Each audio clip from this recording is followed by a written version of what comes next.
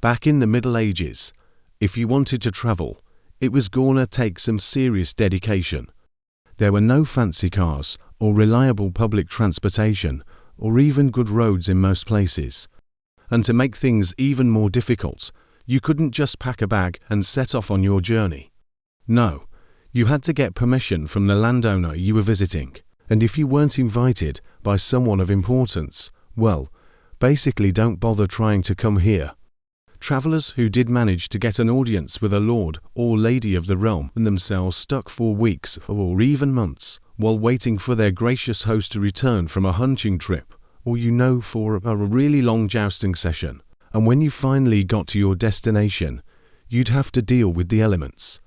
Travelers would often make the mistake of setting off in the summer, only to find that their clothes were soaked through by the time they reached their destination, all because medieval clothing was made of linen, hemp and flax, which are great materials, don't get me wrong, but they're not very water resistant. And even if you avoided getting drenched on your travels, you still had to watch out for those pesky peasants.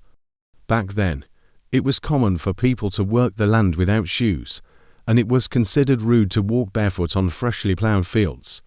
So instead, peasants would often go ahead and just destroy your shoes for you, and once your footwear was ruined, you were basically at the mercy of the next peasant you encountered, because they might demand payment for the new shoes you needed in order to continue your journey.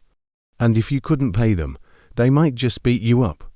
But those problems were nothing compared to what travelers had to endure just to get on the road. See, back in the Middle Ages, there was no such thing as a turnpike or toll road. Instead, roads were maintained by local communities and travelers had to pay a fee to use them. But this meant that when you hit the road, you'd have to bring enough food and water with you to last the entire trip, unless, of course, you wanted to brave the equally dangerous local taverns, where you'd have to watch out for everything, from bad beer to cut purses to angry tavern keepers who didn't take kindly to people getting drunk and disorderly. And even if you managed to stay alive and well fed on your journey, you still might end up getting lost. Medieval maps weren't always accurate, and it wasn't uncommon for travelers to find themselves in unfamiliar territory, surrounded by unfriendly locals. And let's be real, even if you did know the local language, you might as well have been speaking a different one, because medieval dialects could vary wildly from place to place. So yeah, maybe that's why we stopped traveling like that. Now, thanks for watching. And remember, don't forget to hit subscribe so that we can take you on more journeys through time and space.